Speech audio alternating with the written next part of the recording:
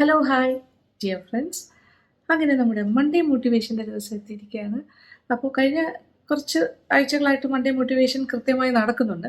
അപ്പോൾ മോട്ടിവേഷൻ വീഡിയോസിൻ്റെ താഴെ വന്നിട്ട് ഒന്ന് രണ്ട് കമൻറ്റ്സ് ഞാൻ കണ്ടിരുന്നു. അതിൻ്റെ താഴെ വന്നിരുന്ന കമൻറ്റ്സ്, അതായത് ചേച്ചി സെൽഫ് ലവിനെ കുറിച്ച് സംസാരിക്കാൻ പോകുന്നു. സെൽഫ് ലവ് എന്ന് പറഞ്ഞാൽ എന്താ? സെൽഫ് ലവ് എന്ന് പറഞ്ഞാൽ നമ്മളെ തന്നെ സ്നേഹിക്കുന്നതാണ് സെൽഫ് ലവ്. അപ്പോൾ കഴിഞ്ഞ വീഡിയോസിലും എല്ലാം ഞാൻ മെൻഷൻ ചെയ്തിരുന്ന ഒരു കാര്യമാണ്, പലപ്പോഴായിട്ട് പല വീഡിയോസിലൂടെയും ഞാൻ സംസാരിക്കുന്ന കാര്യമാണ്. അതായത് ആരൊക്കെ ഉണ്ടെന്ന് പറഞ്ഞാലും എന്തൊക്കെ ഉണ്ടെന്ന് പറഞ്ഞാലും ഫൈനലി നമ്മൾക്ക് നമ്മൾ മാത്രമേ ഉണ്ടാവുള്ളൂ. അതൊരു നഗ്നമായ സത്യമാണ്, അല്ലേ? It's A naked truth. ഇത് പണ്ടുകാലം തൊട്ട് അനുഭവിക്കുന്നവർക്കും അനുഭവിച്ചിട്ടുള്ളവർക്കും ഇനി അനുഭവിക്കാൻ പോകുന്നവർക്കും ഒക്കെ അതിനുവേണ്ടി മാനസികമായി തയ്യാറെടുക്കാം. അപ്പോൾ ആ മാനസിക തയ്യാറെടുപ്പ് എന്ന് പറയുമ്പോൾ നമ്മളെ തന്നെ സ്നേഹിച്ച്, നമ്മൾ കുറച്ചൊക്കെ സ്വാർത്ഥത കാണിച്ച്, കുറച്ചൊക്കെ സെൽഫിഷായിട്ട് അങ്ങനെ മനസ്സിനെ പാകപ്പെടുത്തി മുന്നോട്ട് പോവുകയാണെങ്കിൽ ഒരു സ്റ്റേജ് കഴിഞ്ഞിട്ട് നമ്മൾ മാത്രമേ ഉള്ളൂ എന്നുള്ളൊരു സ്റ്റേജ് വരുമ്പോൾ നമുക്ക് അത്ര വിഷമം ഉണ്ടാവില്ല. നമ്മൾ അതിനെല്ലാം തയ്യാറായിരിക്കും. Okay, we will be equipped for that. അതാണ് ജനറലായിട്ട് പറയുന്നത് ഞാൻ. അതുപോലെ ഇപ്പോൾ സെൽഫ് ലവ് എന്ന് പറഞ്ഞാൽ നമ്മളെ സ്നേഹിക്കുന്നത് എങ്ങനെയാണ്? പല രീതിയിൽ നമുക്ക് നമ്മളെ സ്നേഹിക്കാം, അല്ലേ? നമ്മുടെ ഏറ്റവും നല്ല വെൽവിഷർ നമ്മൾ തന്നെയാണ്. നമ്മുടെ ദോഷവും നമ്മുടെ ഗുണവും എല്ലാം നമ്മൾ തന്നെയാണ് ഉണ്ടാക്കിയെടുക്കുന്നത്. നമ്മുടെ വായിൽ നിന്നും അറിയാതെ പുറത്തേക്ക് പോകുന്ന വാക്കുകൾ, അതുപോലെ നമ്മുടെ തെറ്റായ പ്രവൃത്തികൾ, ഇതൊക്കെ തന്നെയാണ് നമ്മളെ ചില കുഴിയിലേക്ക് ചെന്ന് ചാടിക്കുന്നതും നമുക്ക് കുറച്ച് ദുഃഖവും വിഷമങ്ങളും ഒക്കെ ഉണ്ടാക്കി തരുന്നത്. അതുപോലെ തന്നെ വളരെ ശ്രദ്ധാപൂർവം ജീവിക്കുകയും ശ്രദ്ധാപൂർവം സംസാരിക്കുകയും ശ്രദ്ധാപൂർവം പ്രവർത്തിക്കുകയും ഒക്കെ ചെയ്യുകയാണെങ്കിൽ നമുക്ക് നല്ല കാര്യങ്ങൾ സംഭവിക്കാം, നല്ല നല്ല അനുഭവങ്ങളും ഉണ്ടാകാം. അപ്പോൾ അതും നമ്മുടെ സെൽഫ് ലവിൻ്റെ ഭാഗമാണ്. കാര്യം നമ്മളെ സൂക്ഷിച്ച് ജീവിക്കുക എന്നുള്ളത്. സൂക്ഷിച്ച് ജീവിക്കുക എന്ന് പറയുമ്പോൾ പറയുന്ന കാര്യങ്ങൾ, ചെയ്യുന്ന പ്രവർത്തികൾ എല്ലാം നമുക്ക് ചുറ്റും ഒരുപാട് കണ്ണുകൾ നമ്മളെ ഇങ്ങനെ നിരീക്ഷിച്ചുകൊണ്ടിരിക്കുകയാണെന്ന് എപ്പോഴും ഓർമ്മിക്കുക. ഒരു കണ്ണൊന്നുമല്ല, ഒരുപാട് കണ്ണുകൾ. അപ്പോൾ ക്യാമറ കണ്ണുകളാണ് ചുറ്റും എന്ന് വിചാരിക്കുക. അപ്പോൾ നമ്മൾ ചിലപ്പോൾ കാട്ടിനകത്തൂടെയൊക്കെ നടക്കുമ്പോൾ, ഞാനിങ്ങനെ പണ്ടൊക്കെ നമ്മൾ ഫ്ലേവേഴ്സ് ഓഫ് ഇന്ത്യയുടെ സമയത്തൊക്കെ ഈ വനത്തിൽ ഫോറസ്റ്റിനകത്തൂടെയൊക്കെ സഞ്ചരിച്ച് വീഡിയോസൊക്കെ ചെയ്തിട്ടുണ്ട്. അപ്പോൾ എനിക്കിഷ്ടമാണ് കാട്ടിനകത്തൂടി നടക്കാനും. കാട് ഇഷ്ടമാണ്. ഐ ലവ് ഫോറസ്റ്റ് എന്ന് എപ്പോഴും പറയാറുണ്ട്, പച്ചപ്പും കാര്യങ്ങളും. അപ്പോൾ അല്ലേ ഞാൻ പറയുന്നൊരു വാക്കാണ്, നമുക്കറിയില്ല, നമ്മളിങ്ങനെ ഭയങ്കര ബുഷി ആയിട്ടുള്ളൊരു ഫോറസ്റ്റിലൂടെയാണ് നമ്മൾ നടക്കുന്നത്. അടിക്കാടുകളുണ്ടാകും, പല ടൈപ്പ് ഓഫ് ഫോറസ്റ്റുകളുണ്ടല്ലോ. എവർഗ്രീൻ ഫോറസ്റ്റ് ഉണ്ട്, പിന്നെ ഇങ്ങനെ മിക്സ്ഡ് ആയിട്ട് വരുന്നതുണ്ട്. അപ്പം നമ്മളിങ്ങനെ നടന്നു പോകുമ്പോൾ ഏതൊക്കെ മൃഗങ്ങളാണ് നമ്മളെ കണ്ടുകൊണ്ടിരിക്കുന്നത് നമുക്കറിയില്ല. നമ്മളിങ്ങനെ നടന്നുകൊണ്ടേയിരിക്കും, നമുക്ക് അവരെ കാണാൻ പറ്റില്ല, പക്ഷേ 1000 കണ്ണുകൾ നമ്മളെ ഒബ്സർവ് ചെയ്യുന്നുണ്ടാവും. കാരണം എന്താ?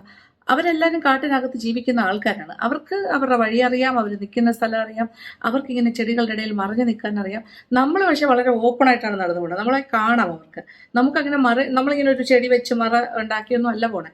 V are just walking. നടന്ന് പോകുമ്പോൾ 1000 കണ്ണുകളാണ് നമ്മളെ നോക്കുന്നത്. അതിൽ ചിലപ്പോൾ കടുവയോ പുലിയോ പിന്നെ കുറുക്കനോ ചെന്നായോ പിന്നെ മങ്കീസ് വന്നാൽ നമുക്ക് പിന്നെ അറിയാം, ബഹളം വയ്ക്കും. പക്ഷെ അല്ലാത്ത എത്രയോ മൃഗങ്ങൾ, ഈവൻ ഡിയേഴ്സ്, ആനകൾക്ക് പോലും നമ്മളിങ്ങനെ മറിഞ്ഞു നിന്ന് ഒബ്സർവ് ചെയ്യാൻ പറ്റും. അപ്പോൾ ഞാൻ എപ്പോഴും പറയും, ദൈവമേ, നമ്മളിങ്ങനെ നടന്നു പോകുന്നു, നമ്മളെ എത്രയോ കണ്ണുകൾ നമ്മളെ നിരീക്ഷിക്കുന്നുണ്ടാകും, പക്ഷെ നമ്മൾ അറിയുന്നില്ല. അതുപോലെയാണ് ഈ നാട്ടിൽ ജീവിക്കുമ്പോഴും. കാട്ടിനകത്തെ അവസ്ഥ അങ്ങനെയാണെങ്കിൽ ആ കാട്ടിനവസ്ഥ അങ്ങനെയാണെന്ന് പറഞ്ഞാൽ മൃഗങ്ങൾ സാധാരണഗതിയിൽ അവരെ അങ്ങോട്ട് പോയി പ്രൊവോക്ക് ചെയ്യാതെ അവർ നമ്മളെ ഉപദ്രവിക്കാറില്ല. അതാണ് ജനറൽ റൂള്. പക്ഷെ നാട്ടിലങ്ങനെയല്ല. നമ്മളാരെയും പ്രൊവോക്കേണ്ട ആവശ്യം പോലും ഇല്ല. അല്ലാതെ തന്നെ കുറേ നിരീക്ഷണ കണ്ണുകൾ നമുക്ക് ചുറ്റുമുണ്ട്. അവർ നമ്മളെ അങ്ങോട്ട് ചെന്നെന്തെങ്കിലും പറയാതെ തന്നെ നമ്മളെ ഇങ്ങോട്ട് വന്ന് ഉപദ്രവിക്കുന്നൊരു രീതിയുണ്ട്. അത് ജനറലി അങ്ങനെയാണ്. അത് മനുഷ്യൻ്റെ ഒരു സ്വഭാവമാണ്. അത് മൃഗങ്ങളും മനുഷ്യരും തമ്മിലുള്ള വ്യത്യാസത്തിൽ വരുന്ന കാര്യങ്ങളാണ്. വിവേകമുള്ളതാണ് മനുഷ്യർ എന്ന് പറയുമ്പോഴും. അപ്പം ഞാനൊരു തമാശ പോലെ പറയുന്നതാണ്, എങ്കിലും അതിൽ കുറച്ച് സത്യവുമുണ്ട്. കാര്യം നമ്മൾ ആവശ്യപ്പെടാതെ തന്നെ നമ്മളോട് അഭിപ്രായങ്ങൾ പറയുന്നവരുണ്ട്, നമ്മളെ വിലയിരുത്തുന്നവരുണ്ട്, നമ്മളെ വിമർശിക്കുന്നവരുണ്ട്. നമ്മൾ അവരുടെ ഒരു കാര്യത്തിനും പോകുന്നുണ്ടാവില്ല. എങ്കിലും നമ്മളെ ഇങ്ങനെ നിരീക്ഷിച്ച് കൊണ്ടുപോകുന്ന ഒരു വിഭാഗം ആൾക്കാർ നമുക്ക് ചുറ്റുമുണ്ട്. ഇല്ലാത്തവരുമുണ്ട്, അല്ലാതെ ജീവിക്കുന്നവരുമുണ്ട് കേട്ടോ. പക്ഷെ ഒരു മെജോറിറ്റി അത്തരക്കാരെ നമുക്ക് നമ്മുടെ സമൂഹത്തിൽ കാണാൻ പറ്റും. അത് മലയാളിയുടെ ഒരു പ്രത്യേകതയാണോ, ഇന്ത്യക്കാർ മൊത്തത്തിൽ അങ്ങനെയാണോ, ലോകം മുഴുവൻ അങ്ങനെയാണോ എന്നൊന്നും എന്നോട് ചോദിച്ചാൽ അതൊന്നും എനിക്കറിയില്ല. പക്ഷെ നമ്മുടെ അനുഭവത്തിൽ അങ്ങനെ തന്നെയാണ് പലപ്പോഴും എല്ലാവർക്കും ഉണ്ടാകുന്നത്. ഈ കാഴ്ചകളും ഇങ്ങനെയാണ്. അപ്പോൾ നമുക്ക് കാട്ടിനകത്ത് കുറച്ചുകൂടെ സേഫായിട്ട് നടക്കാം. പക്ഷെ നാട്ടിനകത്ത് നടക്കുമ്പോൾ we have to be very very cautious. അതാണ് അനുഭവം പഠിപ്പിക്കുന്നത്. അപ്പോൾ ഈ സെൽഫ് ലവിൻ്റെ കാര്യത്തിൽ അതും വളരെ ഇമ്പോർട്ടൻ്റ് ആണ്. നമ്മളെ സൂക്ഷിക്കുക. നമ്മുടെ ഓരോ ചേഷ്ടകളും ഓരോ പ്രവൃത്തിയും ഓരോ വാക്കുകളും വളരെ സൂക്ഷ്മതയോടുകൂടി വളരെ ആലോചിച്ച് മാത്രം ചെയ്യുക. 2 പ്രാവശ്യം ആലോചിക്കണം ഒരു വാക്ക് പറയുന്നതിന് മുന്നേ.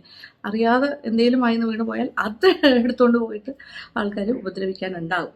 അപ്പോൾ അതാണ് ഒരു കാര്യം. That is first thing about self love. രണ്ടാമത്തെ കാര്യം, നമ്മൾ ആരെയാണ് ഭയക്കേണ്ടത്, അല്ലെങ്കിൽ നമ്മൾ ആര് പറയുന്നതാണ് കേൾക്കേണ്ടത്? നമ്മൾ പറയുന്നത് കേട്ടാൽ മതി. നമുക്ക് ചുറ്റും പറയുന്ന ഒരു 1000 ശബ്ദങ്ങളുണ്ടാവാം. നമുക്ക് പല ഇൻസ്ട്രക്ഷൻസും കിട്ടുന്നുണ്ടാവാം. നമ്മൾ അങ്ങനെ ചെയ്യണം, ഇങ്ങനെ ചെയ്യണം, എന്തുകൊണ്ട് അങ്ങനെ ചെയ്യുന്നില്ല, എങ്ങനെ ഇങ്ങനെ നടക്കുന്നു, അങ്ങനെയൊക്കെ പറയാൻ 100,000 ആൾക്കാരുണ്ടാവും. പക്ഷെ അഭിപ്രായങ്ങൾ ഒരുപാട് നമുക്ക് ചുറ്റുമുണ്ടാവും. പക്ഷെ എല്ലാ അഭിപ്രായങ്ങളും അല്ലെങ്കിൽ എല്ലാ അഭിപ്രായങ്ങളും കേട്ട് നമുക്ക് ജീവിക്കാൻ പറ്റുമോ? പറ്റില്ല. രണ്ടാമത്, എല്ലാവരെയും പ്രീതിപ്പെടുത്തി നമുക്ക് ജീവിക്കാൻ പറ്റുമോ? പറ്റില്ല. അതും പറ്റില്ല. അപ്പോൾ പ്രീതിപ്പെടുത്തി ജീവിക്കാനും പറ്റില്ല, എല്ലാവരുടെ അഭിപ്രായം കേട്ട് ജീവിക്കാനും പറ്റില്ല. അപ്പോൾ നമ്മൾ ആര് പറയുന്നതാണ് കേൾക്കേണ്ടത്? നമ്മുടെ മനസാക്ഷി പറയുന്നത് മാത്രം കേട്ടാൽ മതി. നമ്മൾ നമ്മുടെ ഉള്ളിലേക്ക് നോക്കുക. നമുക്ക് ശരി എന്ന് തോന്നുന്നതായിരിക്കണം നമ്മൾ ചെയ്യേണ്ടത്. ഒരാളുടെ ശരിയല്ല മറ്റൊരാളുടെ ശരി, അതിലും വ്യത്യാസമുണ്ട്. പക്ഷേ എങ്കിലും നമ്മൾ നമ്മുടെ കോൺഷ്യൻസ് എന്താണോ, നമ്മുടെ മനസാക്ഷി എന്ത് പറയുന്നോ അതുപോലെ ചെയ്യുക. ഒരു പ്രവൃത്തി ചെയ്യുന്നതിന് മുന്നേ നമ്മളെ മാത്രം അനുസരിച്ചാൽ മതി. അതാണ് ആരെ കേൾക്കണം എന്നുള്ളതിൻ്റെ ഉത്തരമാണ്. ആര് ചുറ്റുമുള്ളവർ പറയുന്നൊന്നും കേട്ടുകൊണ്ട് നടന്നിട്ട് യാതൊരു കാര്യമില്ല. മാത്രമല്ല, വേറൊരാൾ പറയുന്നത് കേട്ട് നമ്മൾ ജീവിച്ചാൽ നമുക്കൊരു സാറ്റിസ്ഫാക്ഷൻ ഉണ്ടാവില്ല. നമ്മൾ ചെയ്യുന്ന കാര്യങ്ങൾ നമ്മൾ തന്നെ ചെയ്ത് നമ്മുടെ ഉള്ളിൽ നിന്ന് വരുന്ന ആ ഒരു തോന്നലോടുകൂടി എന്താണ് ചെയ്യേണ്ടത് അത് ചെയ്തു കഴിഞ്ഞാൽ നമുക്കൊരു സാറ്റിസ്ഫാക്ഷൻ ഉണ്ടല്ലോ. നമുക്ക് സന്തോഷത്തോടു കൂടി ആ പ്രവൃത്തി ചെയ്യാൻ പറ്റും. അത് ചെയ്തു കഴിഞ്ഞാൽ അതിലൊരു ഹാപ്പിനെസ്സും സാറ്റിസ്ഫാക്ഷനും ഉണ്ടാവും. പിന്നെ അതാണ് ഞാൻ ആദ്യമേ പറഞ്ഞത്, അതിലുണ്ടാകുന്ന തെറ്റുകുറ്റങ്ങളാണ് നമ്മുടെ ഭാവി തീരുമാനിക്കുന്നത്, നമ്മുടെ പ്രസൻ്റ് ആയിട്ടുള്ള നമ്മുടെ ഇപ്പോഴത്തെ വർത്തമാനകാലവും തീരുമാനിക്കപ്പെടുന്നത്. അതുകൊണ്ടാണ് ഓരോ സ്റ്റെപ്പും സൂക്ഷിച്ച് വയ്ക്കുക എന്ന് പറയുന്നത്. മറ്റുള്ളവർ പറയുന്ന കേൾക്കേണ്ട ആവശ്യമില്ല. പക്ഷെ നമ്മൾ സ്വയം തീരുമാനങ്ങൾ എടുക്കുമ്പോൾ 2 പ്രാവശ്യം ആലോചിക്കണം. ഒരു വാക്ക് പറയുമ്പോൾ 2 പ്രാവശ്യം ആലോചിക്കണം. അത്രേ ഉള്ളൂ. ഈ 2 കാര്യങ്ങളാണ് സെൽഫ് ലവിൻ്റെ പ്രധാനപ്പെട്ട കാര്യം. പിന്നെ ഇതിൽ വരുന്ന കാര്യങ്ങളെന്ന് പറയുമ്പോൾ മറ്റുള്ളവർ പറയുന്ന കേൾക്കുക. ഇപ്പോൾ ഫോർ എക്സാമ്പിൾ, ഇപ്പോൾ ഞാൻ ഒരു വസ്ത്രം ധരിക്കുന്നു, അല്ലെങ്കിൽ ഞാൻ എങ്ങോട്ടെങ്കിലും പോകുന്നു, അത് ഞാനല്ലേ തീരുമാനിക്കേണ്ടത്? അങ്ങനെയല്ലേ? ഇപ്പം നിങ്ങളിൽ ആരെങ്കിലും എവിടെയെങ്കിലും പോകണം എന്നുള്ളത് ആരാ തീരുമാനിക്കേണ്ടത്? നിങ്ങൾ തീരുമാനിക്കുക. നിങ്ങൾക്ക് എവിടെയെങ്കിലും പോകണം, നിങ്ങൾക്ക് എന്താ വേണ്ടത്, നിങ്ങളുടെ ആഗ്രഹങ്ങൾ എന്താണ്, അത് നിങ്ങൾ നടത്തിക്കൊണ്ട് പോവുക. കാരണം ജീവിതം ഒന്നേ ഉള്ളൂ. ഞാൻ എപ്പോഴും പറയുന്ന കാര്യമാണ്, നമുക്ക് അടുത്ത ജീവിതത്തിൽ എന്താ നമുക്ക് വെച്ചിരിക്കുന്നതെന്ന് നമുക്കറിയില്ല. അപ്പോൾ നമ്മുടെ ആ ജീവിതം നമ്മൾ എങ്ങനെ ജീവിക്കണം എന്നുള്ളത് വി ഹാവ് ടു ഡിസൈഡ്. അപ്പോൾ നമുക്ക് പുറത്തേക്ക് പോകണം എന്നുണ്ടെങ്കിൽ പോകാം. യാത്രയാണോ നിങ്ങൾക്ക് ഇഷ്ടമെങ്കിൽ യാത്ര ചെയ്യുക. നിങ്ങൾക്ക് ഏത് തരം വസ്ത്രമാണ് ധരിക്കേണ്ടത് അത് ധരിക്കുക. ഞാൻ ധരിക്കുന്ന വസ്ത്രങ്ങളെ കുറിച്ച് പറയാനാണെങ്കിൽ പണ്ട് കാലം തൊട്ട് എനിക്ക് എന്താ പറയുക, നമ്മൾ ഈ മീഡിയയിൽ വരുന്ന കാലം തൊട്ടും ഈവൻ അതിന് മുന്നേയും വിമർശനങ്ങൾ കേട്ടിട്ടുള്ള ആളാണ്. എന്താണ് ലക്ഷ്മി ഇടുന്ന ഡ്രസ്സ്, അത് ഇത്. പക്ഷെ ഞാനത് കാര്യമാക്കാറില്ല. കാരണം എന്താണെന്ന് വെച്ചാൽ എനിക്കിഷ്ടമുള്ള കാര്യമാണ് ഞാൻ ചെയ്യുന്നത്. എനിക്ക് സ്വയം ഇടുമ്പോൾ എനിക്ക് വലിയ കുഴപ്പമില്ലാന്ന് തോന്നുന്ന വസ്ത്രം എനിക്ക്, മറ്റുള്ളവർക്ക് കാണുമ്പോൾ ചിലപ്പോൾ അത് കുഴപ്പമാണെന്ന് തോന്നാം. പക്ഷെ എനിക്ക് തോന്നും, കണ്ണാടിയുടെ ഫ്രണ്ടിൽ ചെന്ന് ഞാൻ നിൽക്കുമ്പോൾ എനിക്ക് തോന്നുന്നു ഓക്കെ, എനിക്കിത് സൂട്ടാവുന്നുണ്ട്, കുഴപ്പമില്ല. ഇപ്പോൾ വിമർശനം പല രീതിയിൽ വരാം. പ്രായത്തിനനുസരിച്ച് വസ്ത്രം ധരിച്ചൂടെ? നിങ്ങൾക്ക് വയസ്സായില്ലേ? നിങ്ങൾ എന്തിനാണ് ഇങ്ങനെ നടക്കുന്നത്? നിങ്ങൾ എന്താ കൊച്ചുകുട്ടിയെ പോലെ നടക്കുന്നത്? അല്ലെങ്കിൽ ടീനേജറിനെ പോലെ ജീവിക്കാൻ നോക്കുകയാണോ? അങ്ങനെ നടക്കാൻ നോക്കുകയാണോ? ഈ വസ്ത്രത്തിന് പകരം നിങ്ങൾ അങ്ങനെ, അതൊക്കെ ആരാ തീരുമാനിക്കേണ്ടത്? Who is to decide? ഞാൻ എൻ്റെ ശരീരം, എൻ്റെ ഇഷ്ടങ്ങൾ അല്ലേ? അപ്പോൾ എനിക്ക് ചേരുന്നുണ്ടോ ഇല്ല എന്നുള്ളത് ഞാൻ നോക്കിയാൽ മതി. വേറൊരാൾക്ക് ചേരുന്നില്ല എന്ന് തോന്നുകയാണെങ്കിൽ ഓക്കെ, വെൽ ആൻഡ് ഗുഡ്. ഇഷ്ടപ്പെടണ്ട, ദറ്റ്സ് ഓക്കെ, അങ്ങനെ വിചാരിക്കുക. അപ്പോൾ നമ്മുടെ വേറൊരാൾ ഇഷ്ടപ്പെടുന്ന രീതിയിലുള്ള വസ്ത്രം ധരിച്ചാൽ എനിക്കൊരു സന്തോഷം ഉണ്ടാവില്ല, എനിക്കൊരു സാറ്റിസ്ഫാക്ഷൻ ഉണ്ടാവില്ല.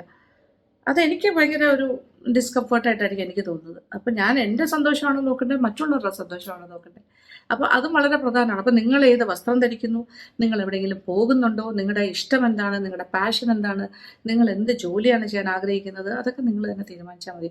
അവിടെ ഒരു തേർഡ് പേഴ്സണ് ഒരു അഭിപ്രായം പറയാൻ അല്ലെങ്കിൽ അത് നിങ്ങളെ സ്വാധീനിക്കാനായിട്ട് നിങ്ങൾ സമ്മതിക്കരുത്. അതെപ്പോഴും ശ്രദ്ധിക്കേണ്ട കാര്യമാണ്. പലർക്കും പറ്റുന്ന കാര്യമാണ് മറ്റുള്ളവർ എന്ത് വിചാരിക്കും, എന്തെങ്കിലും പറയില്ലേ, അപ്പോൾ എന്താ ചെയ്യുക, അത് ആ ഒരു കോൺഷ്യസ് ഫീലിംഗ്, അത് വിചാരിച്ച് ജീവിക്കാൻ തുടങ്ങിയാൽ നമുക്ക് ഒരു കാര്യവും ചെയ്യാൻ പറ്റില്ല. നമ്മളെപ്പോഴും നമുക്ക് ആ ഒരു തോട്ടാണ്, മറ്റുള്ളവരെന്ത് വിചാരിക്കും, മറ്റുള്ളവരല്ലല്ലോ നമുക്ക് ചിലവിന് തരുന്നതാണോ? അല്ല, നമ്മൾ അധ്വാനിച്ചാലേ നമുക്ക് ജീവിക്കാൻ പറ്റുള്ളൂ.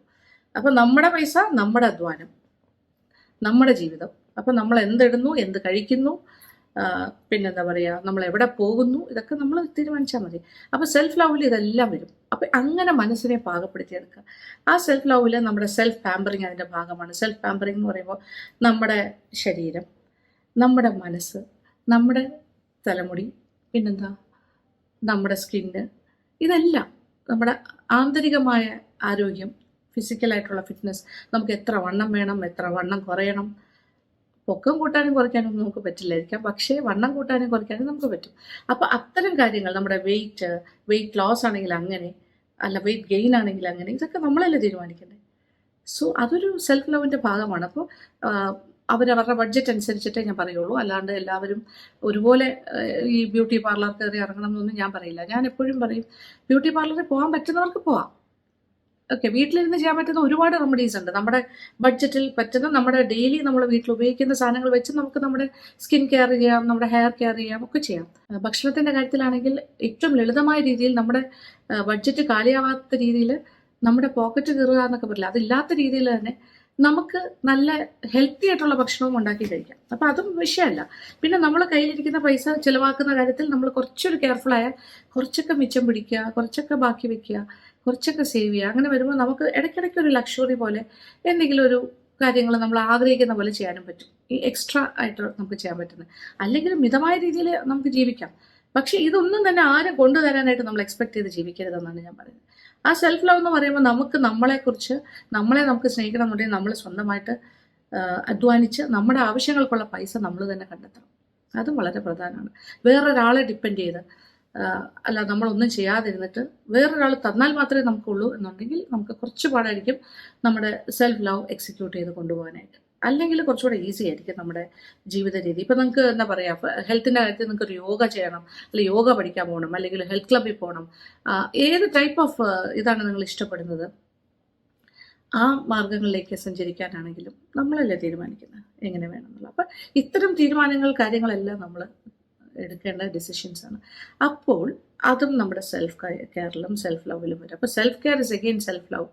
അപ്പോൾ നമ്മുടെ എല്ലാ കാര്യങ്ങളും, ഞാൻ മാസത്തിൽ 1-2 പ്രാവശ്യം ഹെയർ സലൂണിൽ പോകുന്ന ആളാണ്. പിന്നെ ഫേഷ്യൽസ് ഒന്നും ഞാൻ അങ്ങനെ റെഗുലറായിട്ട് ചെയ്യാറില്ല. മേ ബി ഒരു 3-4 മാസം കൂടുമ്പോഴായിരിക്കും പുറത്ത് പോയി ചെയ്യുന്നത്. പക്ഷെ അല്ലാതെ ഞാൻ ഡെയിലി എൻ്റെ മുഖത്ത് പല കാര്യങ്ങളും നാച്ചുറൽ പ്രോഡക്ട്സ് തേച്ചിട്ട് ഞാൻ എൻ്റെ സ്കിന്നും മുഖമൊക്കെ മിനുക്കുന്ന ആൾ തന്നെയാണ്. അപ്പോൾ എന്തിനാണ് ഈ പ്രായത്തിൽ ഇങ്ങനെയൊക്കെ നടക്കുന്നതെന്ന് ചോദിച്ചാൽ അതിനൊരു കാരണമൊന്നും പറയേണ്ട ആവശ്യമില്ല. നമുക്ക് കണ്ണാടി നോക്കുമ്പോൾ നമുക്ക് സന്തോഷം തോന്നണം. അതൊരു പക്ഷേ ടെലിവിഷനിൽ വരുന്ന ഒരാളായതുകൊണ്ടോ, അല്ലെങ്കിൽ ഒരു ചാനൽ എന്താ പറയുക യൂട്യൂബർ ആയതുകൊണ്ടോ, അല്ലെങ്കിൽ ഒരു ക്യാമറയുടെ ഫ്രണ്ടിൽ വരുന്ന ആളായതുകൊണ്ടോ മാത്രമല്ല. ഇതിലൊന്നും വരാത്ത ഒരാളാണെങ്കിൽ നമ്മൾ പുറത്തേക്ക് ഇറങ്ങുന്ന ആൾ തന്നെയല്ലേ. അപ്പോൾ ഞാനായാലും നിങ്ങളായാലും നമ്മളെപ്പോഴും സെൽഫ് ഗ്രൂംഡ് ആയിട്ട് ഇരുന്ന് കഴിഞ്ഞാൽ നമുക്കൊരു കോൺഫിഡൻസ് ആണ് വരുന്നത് പുറത്തേക്ക് ഇറങ്ങുമ്പോൾ. നമ്മുടെ ഹെയർ, നമ്മുടെ ശരീരം, നമ്മുടെ മുഖം, നമ്മുടെ സ്കിന്നൊക്കെ നന്നായിരിക്കുന്ന സന്തോഷമാണ്. അപ്പോൾ നരച്ച മുടി കറുപ്പിക്കുന്നതിൽ എന്ത് തെറ്റ്? ഒരു തെറ്റുമില്ല.